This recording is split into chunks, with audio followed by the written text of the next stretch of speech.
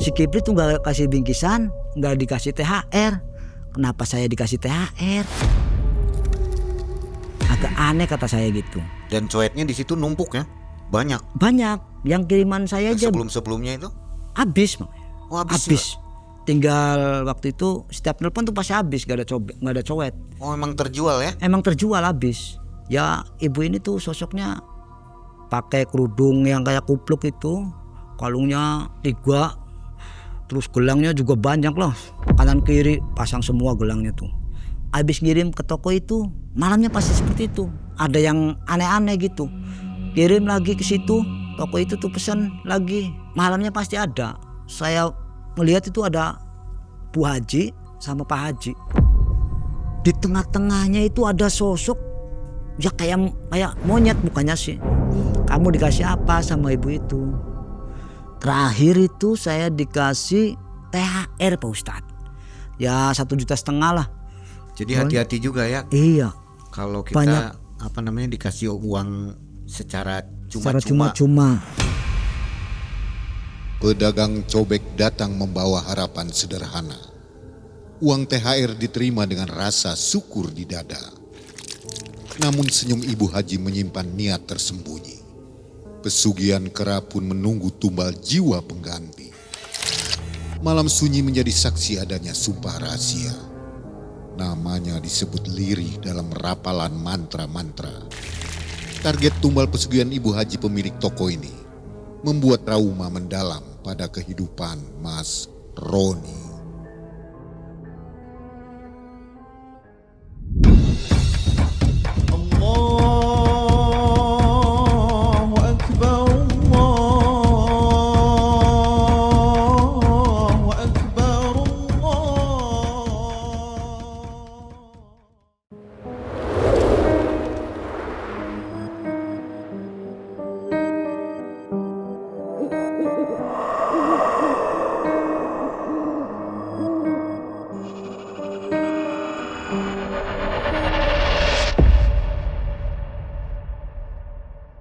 Assalamualaikum warahmatullahi wabarakatuh. Waalaikumsalam warahmatullahi wabarakatuh.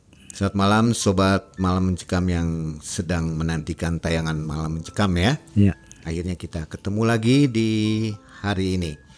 Dan sobat Malam Mencekam, tak lupa Mang Ei dan tim mengucapkan selamat Hari Raya Idul Fitri 1447 Hijriah. Minal aidin wal faizin, mohon maaf lahir dan batin. Semoga amal ibadah kita selama di bulan Ramadan diterima oleh Allah Subhanahu wa Ta'ala.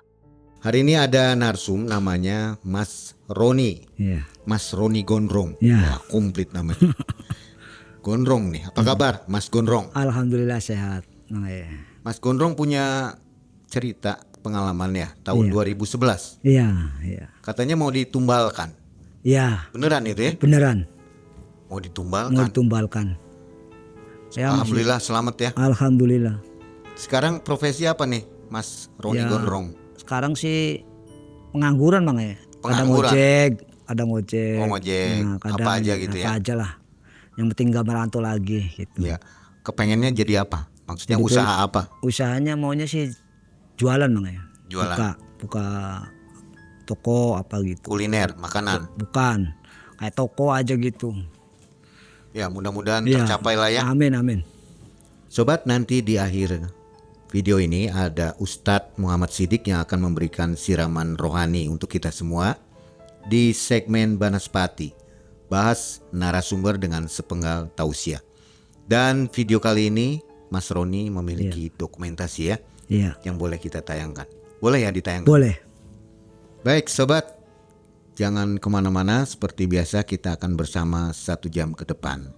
Malam Mencekam, semakin malam semakin mencekam. Ini dia Mas Roni Gondrong.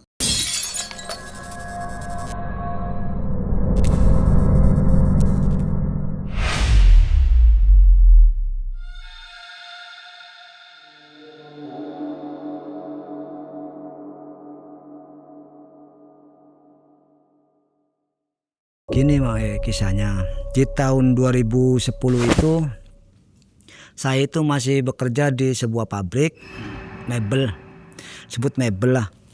Di sana saya bekerja lumayan cukup lama lah, 1 tahun lebih di sana.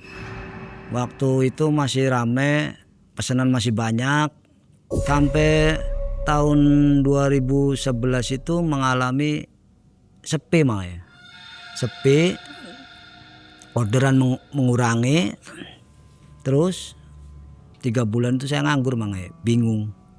Saya mau kerja apa, mau dagang-dagang apa, saya nggak bisa usaha lain makanya, belum ada pengalaman lah. Nggak dapat pesangon. Dapat pesangon makanya, cuman di situ saya itu dikasih pesangon itu 2 juta makanya 1 orang. Saya bingung makanya mau buat apa gitu, mau usaha apa. Akhirnya saya itu klangklong makanya, kalau bahasa itu klangklong. Bingung gitu. Bingung mau jualan apa, usaha apa gitu. Singkat cerita itu uang 2 juta tuh buat makan sehari-hari makanya. Sampai 3 bulan itu menipis lah. Saya bingung. Sebentar lagi mau puasa, mau lebaran, saya tuh bingung makanya. Jadi saya main ke rumah orang tua saya itu. Dari rumah istri saya tuh ke rumah orang tua saya itu 2 kilo lebih. Jadi saya jalan ke rumah orang tua saya itu jalan, belum punya motor makanya waktu itu. Belum punya kendaraan, ada juga sepeda. Jadi males. Jadi saya itu jalan ke rumah orang tua saya. Di pertengahan jalan itu ketemu papasan sama si Kipli itu makanya. Dan itu nama yang saya sebutkan itu semuanya udah disamarin makanya. Kipli itu negor, "Drong mau kemana?" "Mau ke rumah orang tua saya, mau main lah Pli, pusing di rumah." "Yaudah ikut saya," kata si Kipli. Ikut, dianterin sama si Kipli. Di perjalanan tuh Kipli nanya, "Sekarang kerja di mana Drong?" "Nganggur," kata saya. "Udah 3 bulan lebih Pli, nganggur nggak kerja." "Emang kenapa di pabrik mebelnya?" "Udah tutup, udah bangkrut mungkin itu." Saya udah nggak kerja lagi di situ. Akhirnya Kipli nawarin itu, "Daripada nganggur, ikut saya aja Drong." "Kemana?" "Ke Jawa Tengah," katanya gitu, kata si Kipli. "Emang kerja apa di sana?" "Dagang, kayak saya ini, dagang cowet. Lumayan untungnya Drong. Nggak perlu modal, nggak perlu apa, yang penting tenaga aja gitu." Terus saya kan gak punya pakat dagang Pli, bingung lah. "Pokoknya nanti saya ajarin semua," kata si Kipli, meyakinkan gitu. "Terus caranya gimana Pli?" "Caranya gini, kalau dari sana harganya tuh sekian, 30.000 1 pasang.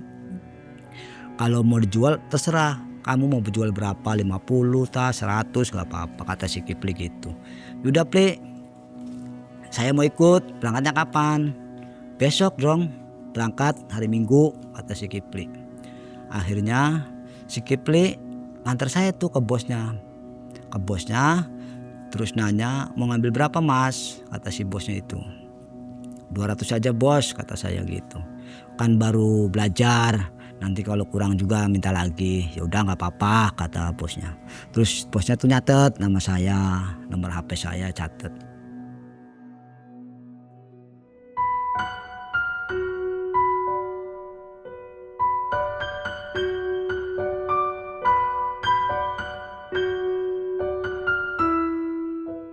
Saya pulang minta izin sama orang tua, "Bu, saya mau berangkat ke Jawa Tengah." Kata ibu itu, "Mau jualan apa di sana? Aja mau kerja apa?" "Ikut si Kipli," kata saya. "Jualan cowet," kata saya gitu. "Emang kamu bisa?" "Bisa lah, kalau diajarin sih bisa." "Ya udah terserah kamu, yang penting bener," kata ibu saya. Itu jualannya dipikul atau ada cara lain? Jadi kadang dipikul itu, kadang juga ada sewaan motor, jadi pakai motor gitu. Kalau banyak pakai motor gitu? Ya, ada sewaan. Kalau ada sewaan kan sewanya motornya ada 2, kadang dipakai teman saya, kadang juga enggak. Kalau enggak dipakai teman saya pakai motor gitu jualannya. Karena saya lihat foto dokumentasinya ini pakai motor ya? Iya. Terus ngomong sama istri saya, minta izin mau berangkat ke Jawa Tengah. Istri sempat ragu karena saya tidak ada pengalaman dagang, tidak ada pengalaman merantau "Emang kamu bisa jualan kayak gitu?" Ya terus gimana lagi di sini nggak ada kerjaan kata saya gitu. Akhirnya istri ngizinin, ya udahlah terserah, yang penting usaha kata istri saya. Terus saya minta sama istri saya buat bekal di jalan. Kasih 100.000 Mang ya. Akhirnya saya siap-siap barang saya, tas, terus saya besoknya berangkat Mang ya. Berangkat dari kampung saya itu jam 10 siang. Sampai sana Jawa Tengah itu jam 2 malam Mang ya. Bongkar beres-beres di sana, dihitungin barangnya, dipisahin gitu. Hari itu nggak jualan Mang ya. Besoknya baru jualan. Pas jualan itu saya bingung Mang ya, karena belum ada pengalaman seperti itu. Terus si Kipli nawarin Mang ya, "Drong, kalau ini jualan sama saya aja dulu, biar kamu ngerti cara nawarinnya, cara jualannya gimana." Jadi ya udah kata saya gitu. Akhirnya saya ikut si Kipli Mang ya. 1 minggu itu ikut si Kipli, dagangnya laku 1, kadang laku 2, kadang nggak laku. Paling banyak itu paling laku 5 Mang 1 hari itu. Jadi pas buat makan sama rokok kopi aja Mang ya. Kata si Kipli, "Drong, kalau jualan itu harus sabar. Ini proses. Barangkali nanti kalau kamu udah bisa mikulnya udah cepet kayak teman-teman, udah kuat gitu mikulnya, mungkin kamu juga sama seperti kita gitu." Kadang ya yang namanya jualan, ya si Kipli tuh ngasih semangat terus Mang ya.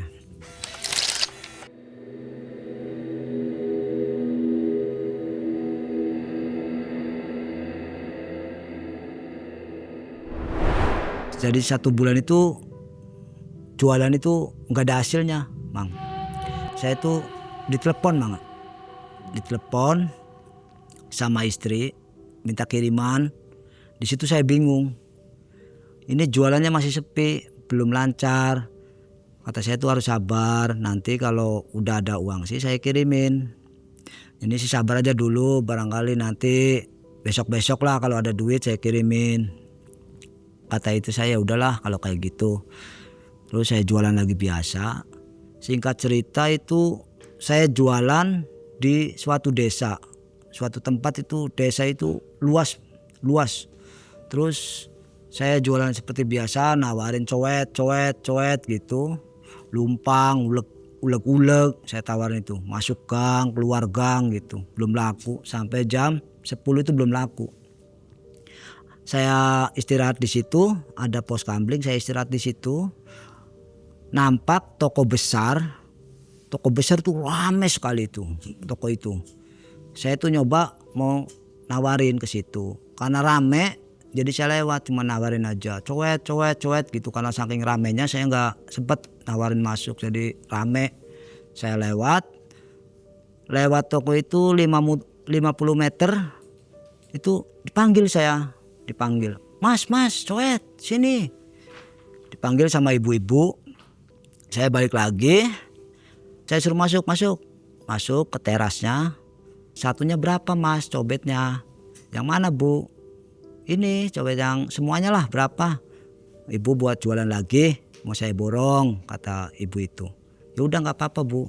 Ya ibu ini tuh sosoknya, bajunya itu baju gamis, pakai kerudung yang kayak kupluk itu, kalungnya 3, terus gelangnya juga banyak loh, kanan kiri pasang semua gelangnya tuh.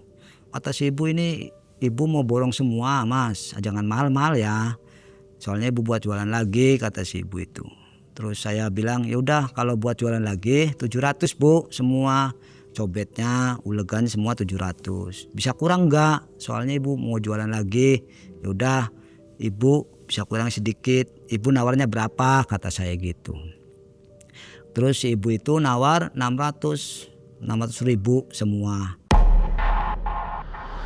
Udahlah Bu, nggak apa-apa buat langganan, kata saya gitu. Yaudah minum dulu kopinya biar enak, kata ibu itu. Terus minum kopinya, terus esnya juga saya minum. Itu rotinya makan Mas? Iya nanti Bu, masih kenyang, kata saya gitu. Terus ibu itu masuk ambil uang, nih uang cobetnya. Mana Bapak? Ibu minta nomor HP, kata ibu. Akhirnya saya kasih nomor HP-nya ibu tuh, terus saya pulang Mang. Habis pulang itu saya sampai rumah, teman-teman belum pada pulang. Masih pada di jualan semua. Saya sendirian di rumah.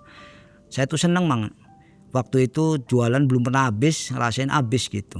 Saya seneng, saya nyampe kontrakan itu saya beres-beres buat jualan besok lagi. Terus Kipli datang. Tumben Rong udah pulang kata Kipli. Ya alhamdulillah Pli, ada yang borong toko kata saya gitu. Akhirnya Kipli ngobrol gini. Saya sih masih 2 kata Kipli. Ya udah besok juga jualan lagi, barangkali habis. Pas jam 8:30 itu Mang ya, saya itu di teras rumah sendirian. Teman-teman udah pada masuk semua, udah pada tidur. Saya di teras sendirian itu sambil ngerokok ngopi. Tiba-tiba ada angin, kayak angin puyuh atau apa itu di depan saya itu, muser-muser. Saya takut, jadi saya masuk kamar. Waktu itu masuk kamar, saya tidurnya kan sama si Kipli tuh, tidur. Satu kamar tuh berdua sama si Kipli tidur. Gak lama kemudian itu saya tuh di atas kan belum di plafon, belum kasih plafon, jadi masih lubang gitu, ada kayu, suwunan atau apa itu.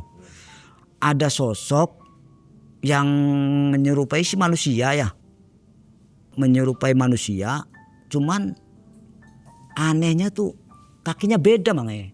Kaki satunya kaki manusia, kaki satunya kaki tunggak bambu tuh. Tunggak bambu tuh atasnya tuh pakai kayak pendekar, rambutnya panjang. Saya kaget. Dia tuh nengok ke saya. Gak tahu mukanya itu sebelahnya bener manusia, sebelahnya itu burak.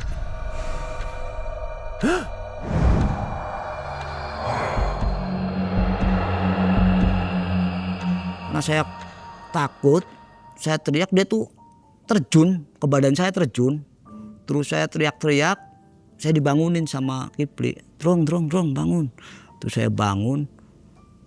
Kata saya, kenapa, mimpi apa? Itu nggak tahu, ada manusia tapi mukanya sebelahnya bagus, sebelahnya berantakan gitu kata saya. Terus Kipli udah tidur lagi, ngagetin orang aja kata si Kipli gitu. Terus tidur lagi, jualan besok lagi biasa. Saya sekarang nggak keliling lagi, udah punya toko, pikir saya gitu. Jadi selama itu saya jualan di pasar biasa, laku nggak laku di pasar. Sorenya itu Bu Haji telepon, Mas kirim barang besok ya. Berapa Bu kata saya. Biasa aja 1 pikul kata Ibu Haji itu. Udah Bu, besok saya kirim ke situ. Nah besoknya saya ke situ lagi. Pas ke situ biasa, minum dulu Mas kata ibu itu. Minum, ngopi. Berapa ini? Ya biasa Bu, 600. Udah nih uangnya. Akhirnya saya pulang. Sorenya tuh bercanda apalah di kontrakan. Itu kalau jam 9 kan udah pada tidur semua itu, teman-teman udah pada masuk. Karena berangkatnya pagi-pagi. Jadi saya biasa udah nggak capek sih jualannya, jadi agak rileks gitu, santai di depan.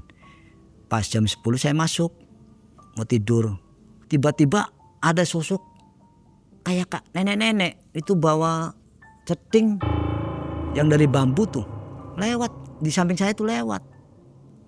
Saya kaget, ini manusia apa kata saya, kan pintu kan ditutup masuk. Terus dia nengok sama saya tuh mukanya keriput kayak apa ya, orang tua lah, mukanya keriput, nengok ke saya, terus jalan, terus tembus tembok. Jadi saya kaget, teriak lagi, Allah Akbar gitu. Ya, hantu, saya pikir setan itu. Emang tembus kayak gitu kan setan Bang ya. Terus Kipli bangunin, kamu jadinya mimpi terus sih kayak gini aja. Kalau tidur tuh makanya jangan malam-malam kata Kipli. Saya belum tidur, masih ngerokok. Itu waktu itu bangun langsung rokok, minum, duduk di atas genteng itu. kayak ada kerikil yang dilemparin tuh katak. Terus ada suara nguk nguk nguk kayak suara monyet kata saya gitu. Si Kipli bangunin gak bangun. Kayak ada suara monyet tuh nguk nguk nguk gitu. Katak lagi. Saya takut jadinya. Tidur lagi aja. Rokok matiin terus tidur lagi. Besoknya saya cerita sama si Kipli. Pli, kamu kenapa sih tadi malam tidur dibangunin susah kata saya gitu. Emang ada apa sih? Kayak ada monyet tuh di atas genteng. Emang di sini seperti itu kalau malam? Ya enggak ada lah, baru kali ini kamu ngomong kayak gitu kata Kipli. Terus saya besoknya biasa lagi jualan biasa. Singkat cerita itu selama habis ngirim ke toko itu malamnya pasti seperti itu. Ada yang aneh-aneh gitu. Kirim lagi ke situ, toko itu tuh pesan lagi. Ya 2 hari, 3 hari tuh pesan. Kirim lagi situ. Malamnya pasti ada. Kayak pocong itu mau mandi. Saya kan mandinya di luar, enggak di dalam rumah. Kan kos-kosannya berjejer gitu. Mau mandi, saya keluar itu ada sosok pocong. Ya mukanya hitam. Lidahnya tuh agak keluar tuh. Saya masuk lagi ke kamar cerita sama si Kipli tuh gak percaya. Kalau ada sosok-sosok seperti itu. Selama 1 bulan itu toko itu tuh nerima terus dagangan saya tuh. Terima terus sampai itu pertengahan puasa. Pertengahan puasa itu 1 minggu lagi tuh menjelang Lebaran. Saya itu nawarin sama toko itu tuh barang saya itu stok lah. Stok saya tinggal 50. Bu mau diambil semua enggak? Soalnya 1 minggu lagi saya mau pulang. Paling ke sini Lebaran gitu, habis Lebaran. Yaudah Mas bawa sini aja kata ibu itu. Terus saya malamnya tuh saya beresin semua. Terus saya kirimin ke toko itu besoknya. Ditotalin berapa Mas semua? Kata saya ini 50 biji, uluk-uluknya 50. Totalnya 3 juta Bu. Ya udah aja. Udah tenang aja duduk dulu. Ibu mau ngelayanin dulu kata ibu itu. Jadi saya tenang. Saya duduk ngopi rokok. Terus ibu itu keluar. Nih Mas uangnya 3 juta. Ya kata saya. Nih bingkisan buat di rumah oleh-oleh. Terus dikasih amplop Mang Kasih amplop. Ini buat THR katanya gitu. Tumben kata saya Bu. Baru kali ini saya dagang masukin toko, baru kali ini saya kasih THR kata saya gitu. Mungkin rezeki kamu, rezeki anak kamu. Ya udah Bu makasih kata saya gitu. Udah hati-hati pulangnya ya. Emang pulangnya kapan? Ya sore ini kata saya gitu. Akhirnya saya pulang sampai rumah. Kontrakan belum pada pulang tuh teman-teman. Saya buka tuh amplop. Kaget Mang Amplop itu isinya banyak. Ada 15 lembar itu ratusan semua. Ya 1,5 juta lah. Saya masukin lagi dompet. Uang itu. Terus Kipli datang. Drong pulangnya kapan? Ntar sore. Emang kamu gak pulang? Itu masih 30 biji lagi kata Kipli. Barang saya. Sudah habisin aja. Kata saya bareng gitu. Dagang bareng. Ya udah ayo besok. Pikir saya daripada keliling lagi, masukin toko aja. Biar cepat gitu maksud saya. Kata si Kipli, toko mana? Ya toko yang saya ngirimin biasa itu. Ya udah kalau mau sih bawa aja semua ke situ. Kata Kipli. Akhirnya saya telepon Ibu Haji itu mau. Ya udah bawa sini aja semua. 30 biji kata saya Bu. Ya udah nggak apa-apa, bawa sini semua. Akhirnya mau Ibu Haji itu. Saya bawa ke situ semua. Terus di total itu 1,8 juta. Yang anehnya tuh nggak dikasih bingkisan. Si Kipli tuh nggak kasih bingkisan, nggak dikasih THR. Kenapa saya dikasih THR? Agak aneh kata saya gitu. Dan coetnya di situ numpuk ya, banyak. Banyak. Yang kiriman saya aja. Sebelum-sebelumnya itu? Habis Mang. Oh, habis. Tinggal waktu itu setiap telepon tuh pasti habis, nggak ada cowet. Oh emang terjual ya? Emang terjual habis. Terus sisa yang kemarin saya ngirim 50 sama si Kipli aja 30.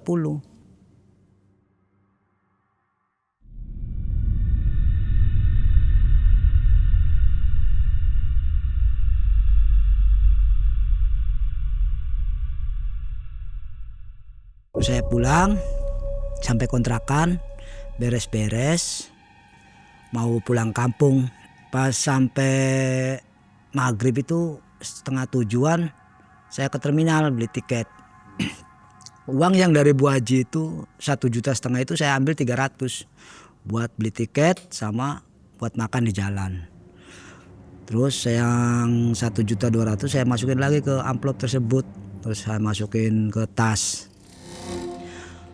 Saya pulang dari Jawa Tengah itu setengah 7, sampai itu jam 2. Istri saya itu udah bangun lagi masak buat sahur gitu. Jadi mudik tahun itu Mudik. bahagia ya? Bahagia, Uang banyak ya? Uang banyak, alhamdulillah. Uang yang hasil saya dagang tuh kasih semua sama istri. Uang yang THR itu saya nggak dikasih, buat saya selama di rumah nganggur gitu, buat beli rokok, buat beli apa gitu. Setelah itu paginya istri saya ngajak belanja waktu itu, buat beli baju baru buat anak, buat istri, buat beli beras, fitrah.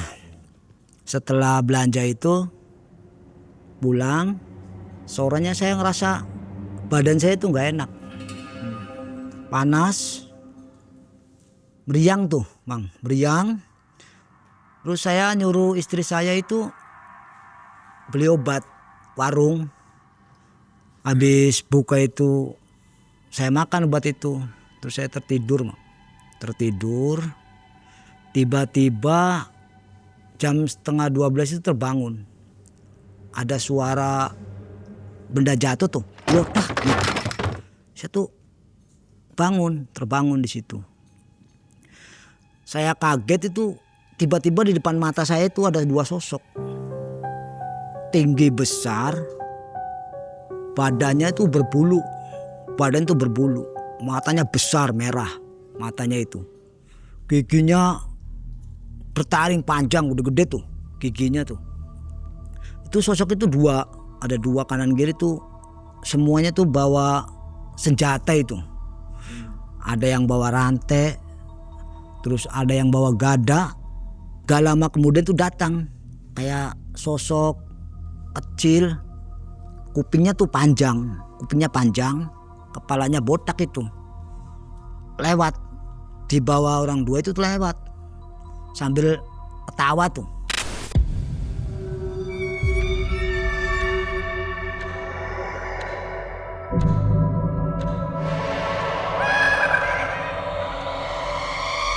Saya tuh mau teriak tapi nggak bisa, badan saya tuh nggak bisa gerak gitu. Teriak juga nggak bisa. Dalam hati saya tuh ngucapin istighfar terus, istighfar ini makhluk apa gitu. Itu kurang lebihnya itu 2 jam itu. Saya nggak bisa gerak, kanan nggak bisa, kiri nggak bisa. Karena posisi saya itu waktu itu tidurnya tuh nggak di kamar, nggak sama istri. Pas habis buka minum obat terus tertidur di depan TV itu. Jadi saya tuh nggak bisa bergerak gitu. Sampai ada yang suara bangun waktu itu. Ada suara bangun, bapak-bapak, ibu-ibu sahur. Tiba-tiba itu sosok itu agak rabun, kayak menghilang sedikit-sedikit sosok itu. Terus anak-anak kecil yang tadi itu lari tembus tembok itu, lari. Terus itu menghilang sedikit-sedikit. Terus lama-lama saya bisa gerak itu, tangan bisa gerak, kaki juga bisa gerak. Saya bangun pelan-pelan. Terus saya bangun duduk, bisa bangun, ambil air minum, saya minum. Terus istri saya bangunin. Bangun kata saya gitu. Udah waktunya masak buat sahur. Saya cerita sama istri, ada sosok 2 tersebut.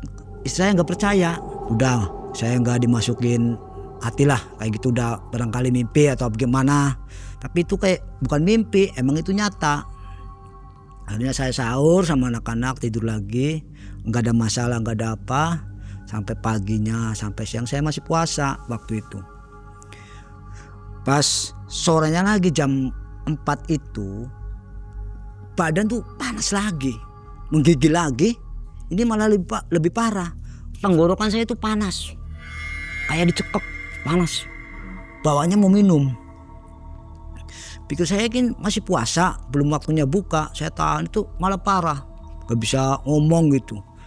Terus saya ngomong istri saya, udah saya mau buka aja lah.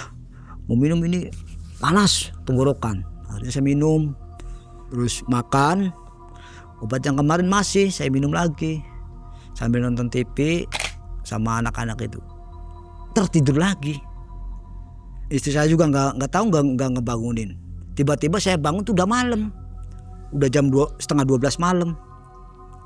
Waktu itu terbangun itu bukan karena benda jatuh, itu haus mau minum. Cuman badan ini nggak bisa bergerak, bangun itu nggak bisa, ngomong juga nggak bisa. Cuman ini panas, mau minum, haus. Tiba-tiba sosok yang kemarin itu muncul lagi, datang. Dia malah ngalung-ngalungin rantai itu, dialung-alungin gini sama saya tuh, depan saya tuh ngalung-ngalungin gini rantai itu. Yang satunya sih diam aja bawa gada. Sampai saya tuh mau teriak-teriak gimana, nggak bisa bergerak, nggak bisa ngomong.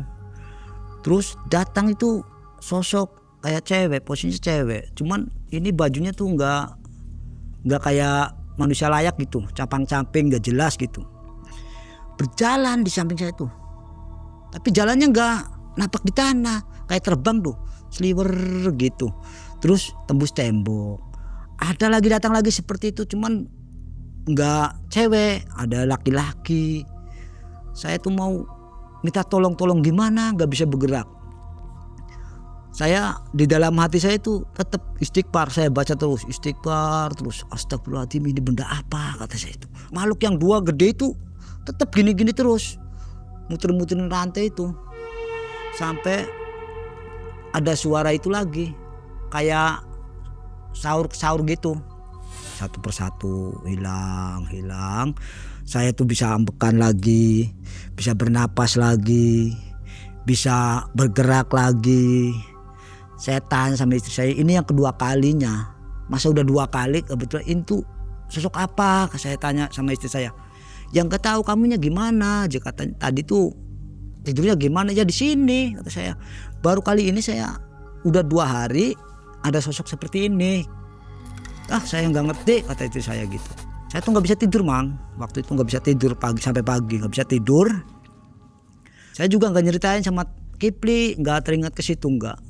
Kipli juga nggak tahu main ke rumah saya, nggak. Sampai siang, sampai sore itu saya nggak tidur, Mang. Saya nggak mau tidur di sini lagi. Saya mau tidur di kamar aja lah. Biar nanti ada apa-apa kan tahu istri saya gitu. Jadi saya sore itu saya nggak tidur, Mang. Hari itu nggak ada rasa panas, nggak ada apa, biasa. Sampai sore itu nggak ada.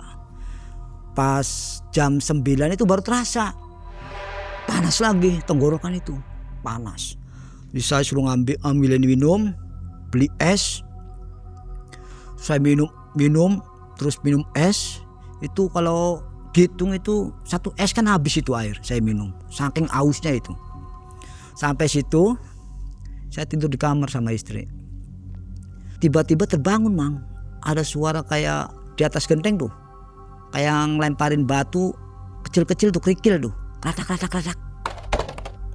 Terus ada suara nyuk gitu, kayak ada suara burung, kayak. Saya terbangun, Mang. Suara apa, kata saya. Istri saya dibangunin, tapi nggak bangun. Saya waktu itu masih bisa bergerak. Istri saya dibangunin nggak bangun, sampai saya cubit, saya apa nggak bangun. Terus saya tidur lagi, rebahan lagi, itu ada 2 sosok datang itu. Yang tadi kemarin itu datang lagi, nongol lagi, sambil muter-muterin itu rantai itu. Saya kaget, Mang. Muter-muterin itu mau dilemparin sama saya. Saya kaget, cuman badan nggak bisa bergerak sama sekali. Istri saya nggak dibangunin susah. Itu suara burung itu datang lagi, suara yang tweet gitu, nongol lagi, kayak. Terus ada suara kayak geret apa itu, rantai itu krak. krak gitu. Nah di situ pas saya itu dilemparin itu Mang rantai itu, terus saya nggak sadar itu Mang. Tiba-tiba saya terbangun itu gelap Mang, gelap. Saya terbangun itu gelap, nggak ada anak saya, nggak ada istri saya, nggak tahu di mana, gelap. Yang ada itu Ibu Haji itu sama Bapak Haji itu, yang pemilik toko itu datang. Udah ikut saya. Kemana Bu? Udah ikut aja. Saya dibawa kemana nggak tahu, itu jalan gelap, karena jalan itu gelap, emang gelap. Waktu itu gelap. Di depan tuh ada kayak terowongan itu ada cahayanya. Saya dibawa ke situ, terus jauh itu Mang, jauh, terus terowongan itu semakin nampak besar. Saya dimasukin, saya itu diserahin sama sosok yang biasa hadir setiap malam itu. Nih bawa, kata ibu itu. Saya mau dibawa kemana? Udah ikut aja, kata Bu Haji itu. Dulu saya digeret itu Mang. Digeret itu, waktu itu saya merontak, tapi tetap digeret, dibawa ke suatu tempat, nggak tahu tuh sampingnya itu kayak jurang itu, jurang ada asap-asapnya gitu, kayak kabut. Sebelahnya itu ada tebing, kayak bukit. Saya tuh jalan, jadi posisi kanan kiri tuh hutan semua, kanan jurang, kiri juga bukit. Saya jalan terus, saya mau dibawa kemana ini? Dia nggak jawab, diam aja. Cuman kalau saya berontak dia paksa. Saya jalan terus saya diperlihatkan itu ada kayak apa itu, danau itu tuh manusia semua Mang, kayak pekerja paksa itu. Ada yang jatuh dicambuk, diinjak si pekerja itu, ada yang manggul-manggul batu. Nah di samping itu tuh kayak ada bendungan, tapi bendungan itu ada kepalanya manusia. Saya terus ditarik lagi, dibawa lagi ke suatu tempat itu, melewati jembatan, kayak jembatan tuh Mang. Itu tuh bawahnya itu manusia semua. Saya berjalan di situ, terus ada kayak desa. Desa itu tuh rumahnya itu kayak rumah tua yang dari bilik bambu, atapnya dari alang-alang itu, terus temboknya juga dari kayu, ya rumah tua lah, rumah kuno. Tapi penghuninya rata-rata manusia, tapi setengah hewan itu. Ada yang kepalanya monyet, ada kepalanya buaya, ada yang ular, badannya kepalanya manusia, ada yang babi, ada lagi sosok makhluk yang kepalanya botak, badannya kurus, jalannya mundur Mang, bengkok gitu, mundur jalannya. Terus ada yang jalan lagi tinggi, cuman badannya kurus, tapi tinggi badannya.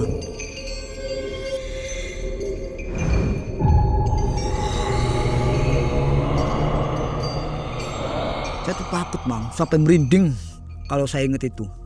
Saking takutnya saya tuh, sampai saya berontak di situ. Saya mau bawa kemana ini?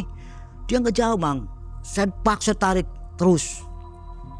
Sampai situ terus jalan jauh itu Mang. Jauh. Terus desa lagi. Di situ tuh penghuninya monyet semua Mang. Kera semua. Semuanya kera, banyak gitu. Monyet itu yuk itu banyak suara di situ. Terus saya terus lewat situ, ada pohon besar-besar tuh, rindang lah di situ, adem. Sampai saya lewati hutan itu, saya lihat tuh kayak ada istana tuh Mang.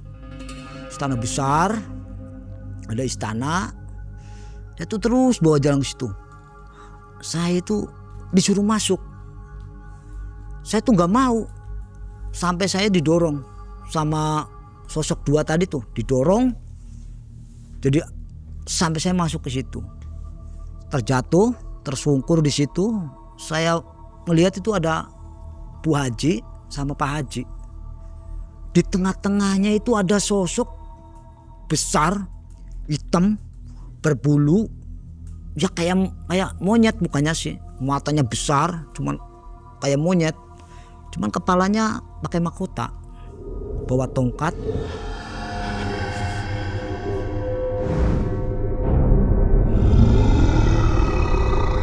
Bu, tolong, kata saya gitu. Saya mau diapain? Ibu itu tidak menjawab, cuman senyum aja. Ibu itu tuh.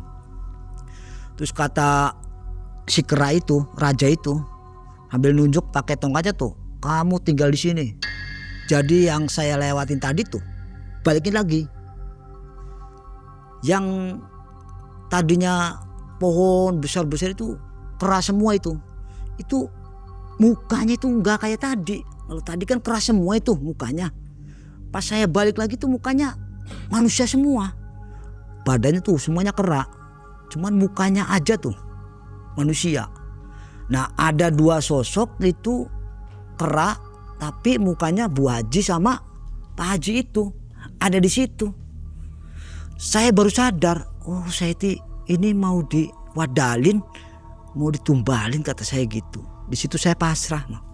Soalnya saya mau gimana lagi, udah di tempat seperti ini, terus mau yang nolong-nolong saya siapa?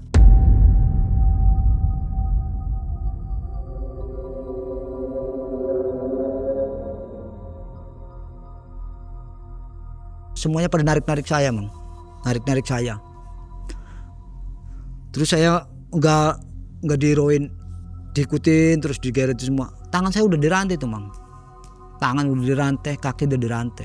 Sampai di danau itu saya di situ diperlihatkan lagi, Mang. Lihat semua tuh. Kamu juga akan seperti itu, kata si itunya.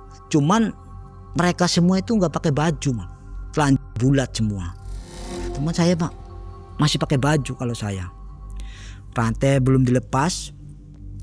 Terus saya didorong situ, diperlihatkan lagi kayak orang lagi gali apa itu. Gali sumur, nggak bunder, cuman macul-macul aja. Kecapean dicambuk, diinjek itu kepalanya. Mati dibuang ke tanggul itu. Kayak tanggul itu dibuang ke situ. Pokoknya itu kayak bikin bendungan itu. Bendungan, jadi bikin tanggul, muter itu. Dalamnya tuh kalau manusia nggak bisa bergerak atau nggak berdaya, masukin ke situ. Sampai saya tuh dibawa ke ujungnya itu, manusia itu cebungin ke situ, ke kayak sumur itu. Ada yang tolong-tolong, ada yang teriak tolong-tolong, ada yang ampun gitu di dalam lubang itu. Terus saya itu, udah kamu tinggal di sini, kata orang dua itu. Terus saya ditinggal, itu rantai itu lama-lama hilang. Bawah juga udah nggak ada rantainya, saya bisa jalan muter. Saya tuh mau cari lari-lari kemana, saya tuh cari jalan keluar, Mang. Sampai saya itu ketakutan lihat yang sosok-sosok seperti itu. Terus ada suara manggil-manggil nama saya, Mang. Roni, Roni, gitu. Ayo pulang sini. Saya tuh cari sosok itu, Mang. Tapi di mana? Kata saya. Saya lari lagi ke sana ujung situ sampai ujung, tapi nggak ada. Ada yang manggil lagi, Ron, kesini, pulang. Terus di situ ada kayak pohon, Mang. Pohon besar itu turindang daunnya. Ada kayak titik cahaya itu. Saya deketin pohon itu. Saya deketin cuman gak nyampe-nyampe. Deketin pohon tuh gak nyampe-nyampe. Sampai saya tuh berusaha lari, Mang. Sampai terjatuh itu, kaki berdarah semua sampai itu. Ron, ayo sini pulang, katanya gitu. Ron, sini. Sampai saya berlari tuh ke tempat pohon tersebut. Ada lubang. Ada lubang, pohon itu berlubang. Saya dengar itu suaranya dari sini, dari pohon ini. tiba-tiba tangan saya ditarik Mang. Ada yang narik. Pas narik ini siapa? Pas nengok itu orangnya kayak ustad, pakai peci, pakai baju koko putih, pakai sarung. Udah, kamu ikut saya, ayo. Tarik paksa masuk ke pohon itu. Saya tuh kayak melayang Mang, kayak terbang melayang. Di situ tuh kuping saya tuh kayak ada suara azan. Allahu Akbar, Allahu Akbar, asyhadu alla ilaha illallah. Terus kayak suara azan kuping kanan saya.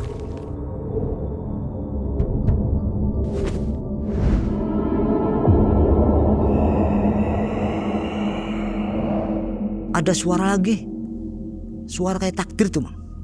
Allahu Akbar, Allahu Akbar, la ilaha illallah, Allahu Akbar, Allahu Akbar, walillahil hamd. Di situ duar, kepala saya kayak pecah Mang.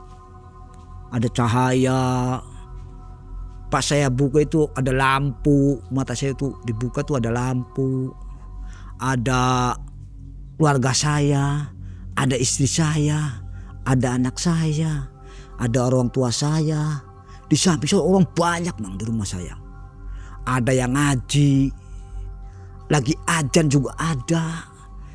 Saya tuh bangun, ada apa ini kata saya gitu. Alhamdulillah kata Pak Ustadz. Ketika bangun pakai baju nggak? Pakai. Bukan sedang ditahlil gitu? Bukan. Pakai baju biasa. Belum dianggap meninggal ya? Belum. Itu kata Pak Ustadz ya. Saya dibangunin sama Pak Ustadz, dikasih minum air apa itu nggak tahu, kasih minum dulu. Sudah minum, tarik napas kata Pak Ustadz, tarik napas, tenang. Udah bisa ngomong, bisa kata saya Pak Ustadz. Kamu dari mana aja? Kamu tuh 3 hari nggak sadar kata Pak Ustadz. Seingat saya tuh dibawa ke suatu tempat itu kayak penyiksaan Pak Ustadz. Saya kira saya tuh masuk alam neraka gitu. Jadi di situ apa aja kamu lihat? Ya sosok-sosok orang penyiksaan. Terus ada manusia yang kepalanya hewan, ada makhluk yang jalannya ke belakang, ada sosok badannya tinggi besar berbulu, pakai mahkota. Terus ada apa lagi di sana? Di sana tuh ada Pak Haji sama Bu Haji itu yang punya toko yang pernah saya kirimin cowet di situ. Itu ada di situ. Nah, saya jelasin ya, udah kamu tenang dulu. Kamu dikasih apa sama ibu itu? Kasih minum, kasih ngopi. Terakhir itu saya dikasih THR Pak Ustadz. THR apa? Yang gak tahu, katanya dia bilang itu THR katanya gitu. Buat THR ini, udah bawa buat keluarga di rumah katanya gitu. Terus Pak Ustadz bilang gini, THR-nya mana? Uangnya masih ada enggak? Baru dipakai 300 Pak Ustadz. Yang sisanya 1.200.000 masih utuh belum saya pakai. Udah ambil. Terus saya nyuruh istri saya ngambilin. Mah tolong ambilin uang itu di tas yang di amplop tuh. Terus diambilin sama istri saya serahin sama Pak Ustadz. Nih Pak Ustadz uangnya masih 1.200.000. Terus Pak Ustadz buka. Kamu tahu nggak uang ini? Gak tahu Pak Ustadz kata saya. Ini itu uang makan korban, uang buat tumbal termasuk kamu. Cuman ini nggak ngambilnya semua, 1 per 1 setiap tahun. Ini itu untung kamu juga makannya nggak banyak, masih baru separuh lah. Kalau habis kamu gak bisa ketolong. Udah melewati pintu 9 itu kamu gak bisa keluar. Ini tuh masih untung. Terus kamu tahu gak ini penyembuhan kamu selama 3 hari tuh. Tuh semua. Dari saudara kamu, dari tetangga kamu, pada ngaji, pada ajan. Tuh ajan aja sampai orang 7. Kalau setiap maghrib ajan orang 7. Manggil-manggil nama kamu. Kata Pak Ustadz itu. Terus sekarang kamu siapa aja yang tahu toko itu? Kipli aja Pak Ustadz. Bilangin sama Kipli jangan ngirim barang ke toko itu. Soalnya itu kalau kamu selamat ya kemungkinan dia. Kipli kalau udah makan uang itu ya mungkin Kipli, kata Pak Ustadz gitu. Soalnya uang ini saya baru pakai 300 itu buat saya aja Pak Ustadz. Belum saya kasih ke siapapun. Udah gini aja. Udah kamu sekarang udah alhamdulillah selamat, udah sehat. Terus kabarin ke teman-teman kamu. Tolong jangan ngirim ke toko itu lagi. Terus jangan dagang ke toko-toko itu lagi. Udah kalau bisa hindarin toko itu lewat. Gak usah dagang ke situ. Udah ceritanya udah Pak Ustadznya udah beres, udah dijelasin seperti itu, Pak Ustadz pulang. Saya terima kasih sama tetangga, sama saudara saya, semua di situ kumpul pada nangis semua. Saya selamat gitu. Kata Pak Ustadz, udah saya pulang dulu. Nanti tolong kabarin ini uang ini saya mau ke infakin aja. Mau saya masukin ke masjid aja buat pembangunan. Ya, kamu ikhlas Pak Ustadz, kata saya gitu. Terus Pak Ustadz pulang, saya dipeluk sama orang tua saya, saudara saya selamat. Besoknya lebaran, saya nggak bisa kemana-mana, masih lemes. Kipli main sama si Jebot itu, main ke rumah. Loh, kamu kenapa? Kata si Kipli, sakit apa? Gak tahu Pli, kata saya. 3 hari katanya saya nggak sadar. Terus gimana? Ya alhamdulillah ditolong ini. Orang rame-rame pada ngaji pada apa. Emang kenapa tak kamunya? Jadi saya cerita sama si Kipli. Jadi yang kemarin itu Pli, itu yang terakhir ngirim coet itu, saya dikasih THR Pli 1,5 juta. Terus dipakai buat ongkos mobil sama makan tadi di jalan tuh 300. Terus saya heran tuh kamu gak dikasih, makanya saya nanya kok kamu gak dikasih bingkisan, gak dikasih uang THR, sedangkan saya dikasih. Oh jadi itu. Iya kata Pak Ustadz gini Pli, nanti kamu kalau berangkat lagi jangan ke toko-toko itu lagi, jangan dikirim-kirim lah, udah tinggalin aja toko itu, kamu jualan ke tempat lain aja. Soalnya itu katanya nyupang Pli, nyupang kerak. Terus kamu berangkat lagi enggak?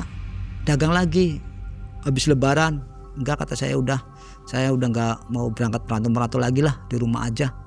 Istri saya juga udah ngelarang kerja jauh-jauh. Singkat cerita itu Kipli berangkat lagi ke Jawa Tengah. Udah 1 bulan dia tuh dagang ke desa tersebut. Dia ngeliat toko itu udah tutup. Terus tanya sama warung pinggir pos itu tokonya kemana? Kok nggak buka Bu? Udah baru habis lebaran kecelakaan sekeluarga, katanya gitu. Oh terus si Kipli ngabarin saya, kenapa nggak buka lagi? Katanya sih kecelakaan sekeluarga, mati semua orangnya, 1 mobil katanya gitu. Terus kamu di situ laku nggak jualannya? Enggak. Terus saya juga langsung pindah oper katanya jualannya. Nah, akhirnya si Kipli jualannya pindah dari situ. Terus saya juga ya udah alhamdulillah lah. Kalau saya selamat, berarti benar kata Pak Ustadz. Saya yang selamat, Bu Haji sama Pak Haji yang tunggu di sana, kata Pak Ustadz itu. Jadi nyaris nih ya? Nyaris loh.